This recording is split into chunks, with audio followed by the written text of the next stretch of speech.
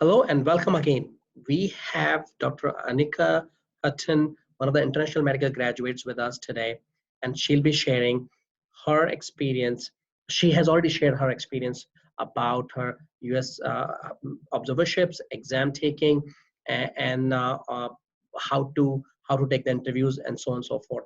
And as we're moving forward with her interview skills and some of the personal statement parts of it, I just want to do a shout out to those who are watching it. Please follow her on Twitter. That's her Twitter handle right in there at Anneka Hutton MD, her LinkedIn profile and Doximity as well.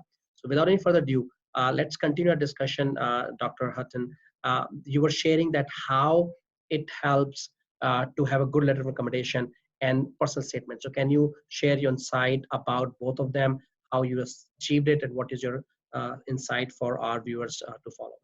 Yeah, so I think that strong letters of recommendation are really important, especially since they're going to be changing the scoring on the USMLE, and maybe there won't be a number to differentiate you. Maybe your letters are going to be something that helps you to stand apart. So I would definitely recommend nurturing relationships with the attending physicians, nurture relationships with the residents, make sure you show up on time, be hardworking, do the things you say you're going to do. When you're on your clinical rotations, you have the power to do the things you said you would do. And if you don't have the power to do them, don't say you'll do them, because the residents are relying on you. Just, show up, work hard, do a good job. And don't ask for letters from people that don't really know you. They're not going to be strong letters. It's a waste of your time. It's a waste of their time. You really want to ask for letters from people that know you and know why you're passionate about the field. And having said that, you have to show that you're passionate about the field.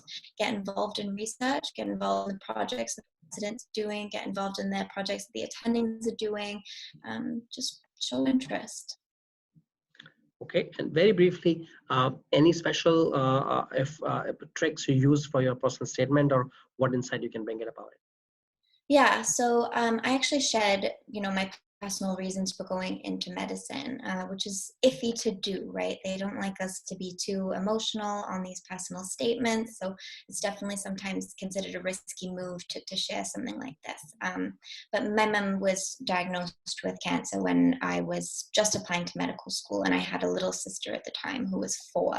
And she had said something to me that was, powerful coming out of a 4-year-old's mouth, which is, "I hate chemo." And, for me, it was quite an emotional thing as we were seeing our mom be treated. But I used that as my opening statement. And I sat with her that morning and we talked about how chemo wasn't really the problem and that cancer was. And as I was having this conversation with a 4-year-old, I realized that, medicine was where I wanted to be. And so why I had gone into medicine was so deeply related to my life experiences that I felt like I wanted to share it, because it kind of fuels the way that I work.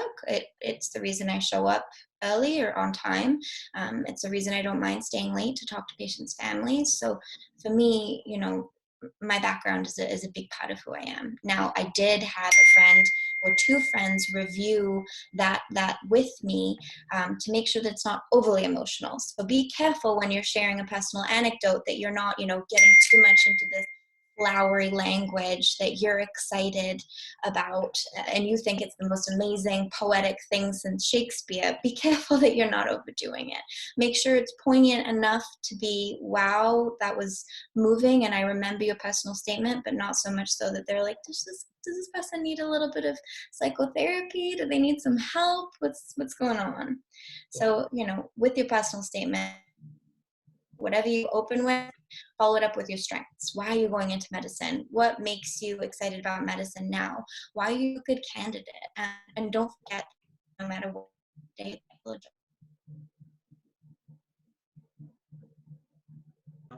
Well, thank you for sharing, and I'm so sorry to hear about your sister's illness, but we really appreciate you sharing your personal story as well.